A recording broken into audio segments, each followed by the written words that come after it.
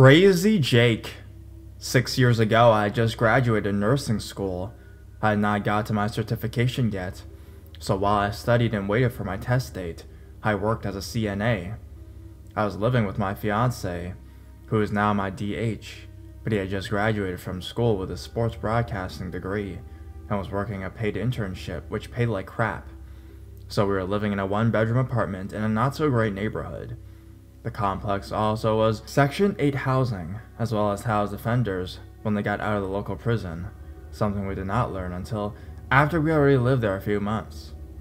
However, we befriended many of the residences, our neighbors, to right a single young mother on Section 8 with 2 kids who worked 2 jobs, became a very good friend.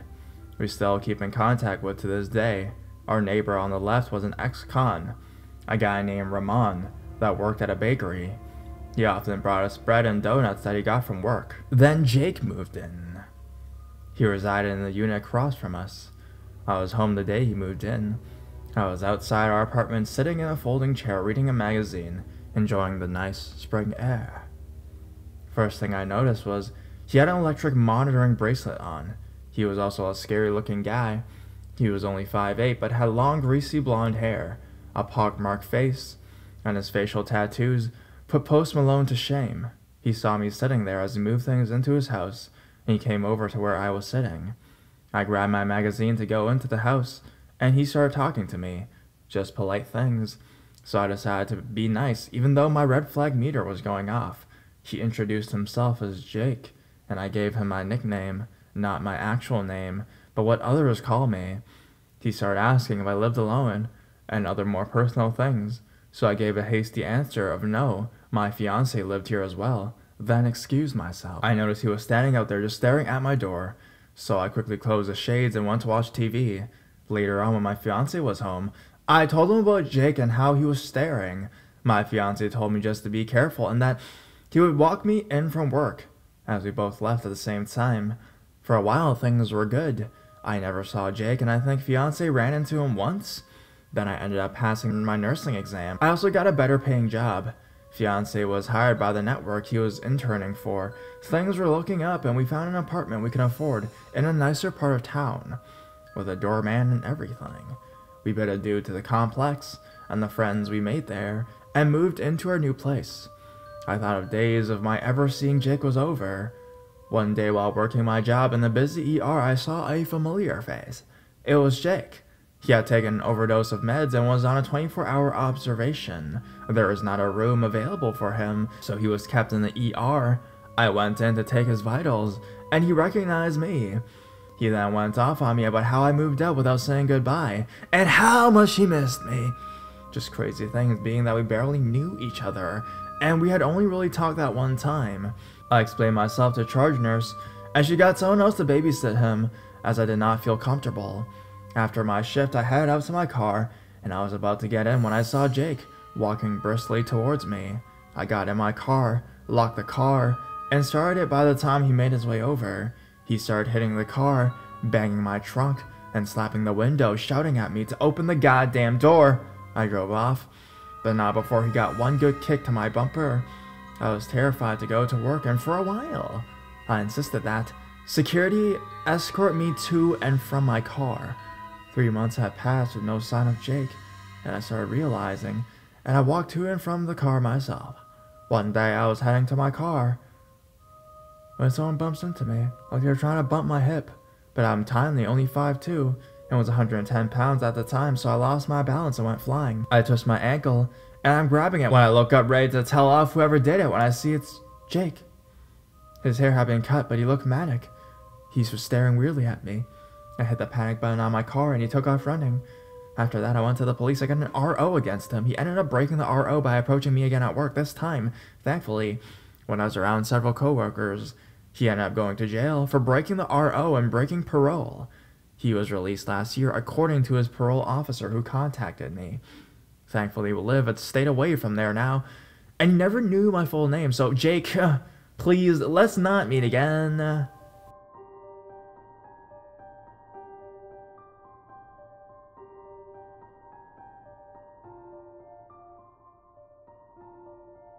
Are we in danger? Please advise.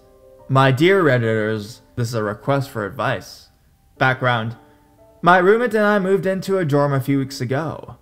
It's an apartment-type dorm, whose door opens right outside onto the sidewalk.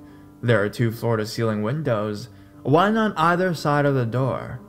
These are covered by curtains, but there are gaps in the sides where one can peep in from outside if standing at the correct distance. Now, my roommate moved in before me. While I am an older college student who has learned to be cautious with who I allow in, my roommate is a freshman and has not. She allowed this kid, Jake, in, and they talked a bit. He came back the next night and was there when I showed up. I thought he was kinda creepy, but I let it slide. But Jake just kept showing up uninvited.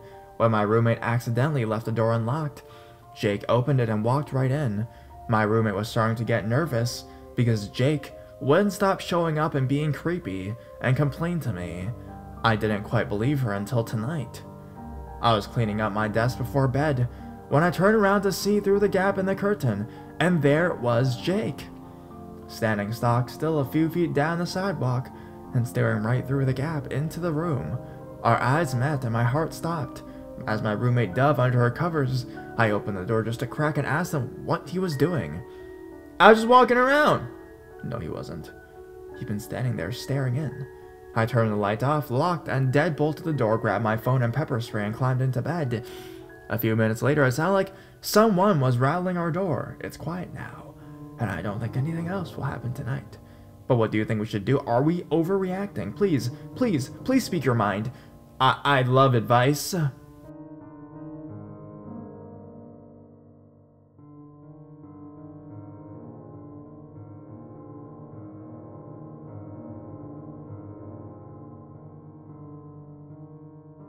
The boy who was my friend for a few hours. When I was 25, I had an encounter that still makes me smile to this day. I was at the Greyhound station in Pittsburgh. I was waiting to travel to get home, and there was some kind of screw-up that left it, so I had a very long layover. I was in the waiting area when I noticed a kid who looked about 18 years old or so. He was about 5'10", lanky, with light brown hair and brown eyes, kind of pale. He was wearing an Eagles football sweatshirt, which excited me because I've been living in Steelers Nation for a year. I struck up a conversation with him about Eagles football. It was 2011, and the Eagles had performed pretty badly until right at the end. We then moved on to other subjects. Jake was from Lancaster, and I got to visit his girlfriend from Pittsburgh. He was planning on marrying her and wanted to pursue a career as a carpenter. It was pretty cool talking to him. He was the opposite of me. As I was getting my master's degree, Jake was also very excited at the thought of settling down and having kids, which was very opposite to me. I thought Jake seemed a bit young for that, but I liked that the guy seemed to have a better clue of what he wanted in life than I did. Jake desperately wanted a cheeseburger, so we wound up walking from the bus station to go to a late-night McDonald's a couple blocks down. It was pretty cool. It was around 1 or 2 a.m., so the bars were still going out, but winding down, and I got to enjoy seeing the Pittsburgh downtown area at night. On our way back, we were accosted by a nice homeless lady who took our decline of giving her money pretty nicely. The place didn't feel all that sketchy, like the way Wilmington, DE is. As we hung out together at the station for a little while longer, until it came time for departures, we waved goodbye to each other as the bus loaded up, and that was the last I ever saw the guy. I can't even remember clearly his face or voice. Just that he was this really nice kid that I hung out with for a few hours during my layover. A part of me really wanted to get his contact information, but I liked that this was a very short but meaningful encounter with a guy that I connected to as a friend for a little bit. Like it was kind of short but a perfect nice memory that doesn't get spoiled because I never saw the guy again. Maybe he would have turned out to be an awful guy. Maybe we could have turned into great friends. But this remains a great memory because I felt like we were 2 guys with not much in common except for a love of the Eagles, who managed to connect for a few hours during the busy holiday season of 2011.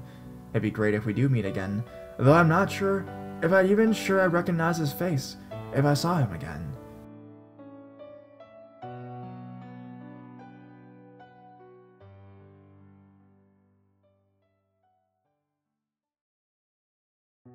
You want me.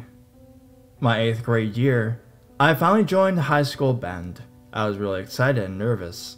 So I met a guy in Pitt, Jake. I was 14 and Jake was 16, nearing 17. I had a crush on Jake until this time these events occurred. The first red flag was that even the band director told me to stay away from him. Second, we were walking to McDonald's behind the school, and Jake pulled out a large pocket knife and threatened to stab me. I freaked out, but he laughed it off, saying he was joking. It happened several times, and sometimes he would jump at me with a knife, but close the blade before it hit my skin. Sometimes he would sit in a chair and flip the blade open, and closed over and over.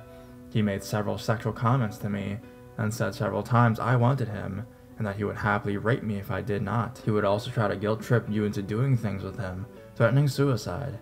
The thing is, he loved putting me into uncomfortable positions. When he was dating my best friend, he lied and said she couldn't take him in bed, but he'd bet I could. But he was very charming. He said what you wanted him to say, and everything he did was calculated. He reminded me of Ted Bundy, who would fake being hurt to try and get me to forgive him. As soon as I was alone with him, he would talk about the most violent ways to murder and torture people. Now listen, this guy is over 6 feet tall and very muscular, and I knew it for a fact, because I would play fight with him, and he would gently push me down, but it would hurt so bad I would cry. He has done this to several other girls, and next year I'll be a freshman, and he'll be a senior, and he'll have no problem trying to do this to the oncoming 8th graders, which scares me. Months later, I told my band director and I had to speak to the principal about it, as it was a big deal. Scariest part, the school didn't even tell him my name, but he guessed it was me, and he said he was showing me knives because I'm into knives. He denied it all, and charmed his way out of even getting detention.